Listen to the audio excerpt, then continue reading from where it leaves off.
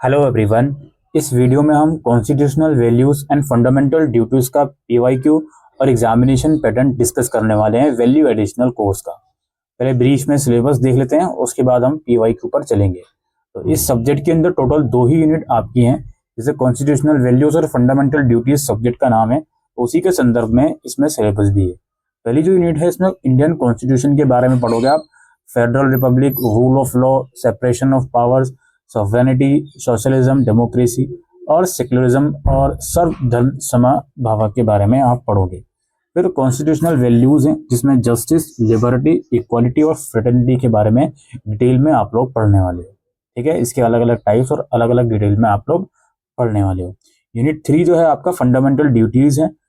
इसमें fundamental duties के बारे में आप पढ़ोगे।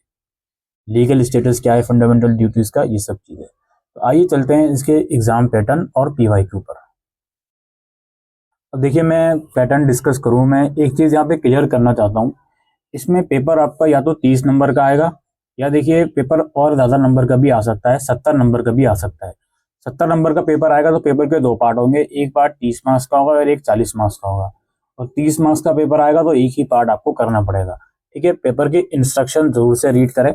मुझे लगता है कि जैसे मान लीजिए आपका ये जो सब्जेक्ट है ये 2 क्रेडिट का है, अगर एक ही क्रेडिट आपका लेक्चर का है तो पेपर आपका केवल 30 नंबर का ही आना चाहिए। अब मैं पैटर्न यहाँ पे डिस्कस कर लेता हूँ। यहाँ पे कोर्स का नाम मत देखिएगा कि बीटेक क्यों लिखा हुआ है, हमारा मेन कंसर्न यहाँ पे सब्जेक्ट का है, क्योंकि ये वैल्यू एडिशनल कोर्स है तो हर एक प्रोग्राम में ये सब्जेक्ट पढ़ाया जाता है अगर आप चूज करते हो तो ये जो पेपर है इसमें आपको 3 क्वेश्चन करने हैं, जिसमें से क्वेश्चन नंबर 1 जो है मैंडेटरी है। 30 मार्क्स का ये पेपर है। पहला क्वेश्चन इसमें ये है, right a notes on any 2 of the following. किन्हीं 2 पर आपको नोट लिखना है 5 मार्क्स में। इसमें सोशलिज्म, प्रियम्बल और सॉवरेनिटी है, 3 में से 2। उसके बाद है, how do article 19 and 21 protect the citizens from the exploitation of the state in India. फिर है, what is the meaning of justice and how it is ensured in Indian society. उसके बाद है, discuss about the fundamental duties and its introduction to the Indian constitution. ये आपका यहाँ पे syllabus समाप्त, क्वेश्चन पेपर समाप्त हो जाता है। इंग्लिश और हिंदी दोनों ही मीडियम में ये पेपर आएगा तो घबराने की जरूरत नहीं है। इसके बाद एक और पेपर हमारे पास है, इसका पैटर्न बिल्कुल सेम है। यहाँ पे हम क्वेश्चंस की तरफ आते हैं। फिर हाँ, पहला क्वेश्चन है, आपको नोट लिखना है किन्हीं 2 पर। इक्वालिटी बिफोर लॉ, कानून के समक्ष समानता, आर्टिकल 51A, अनुच्छेद 51A, सर्वधर्म संभाव। और इसके बाद अगला क्वेश्चन है, discuss the concept of justice in reference to the Indian constitution. भारतीय संविधान के संदर्भ में न्याय की अवधारणा की चर्चा कीजिए।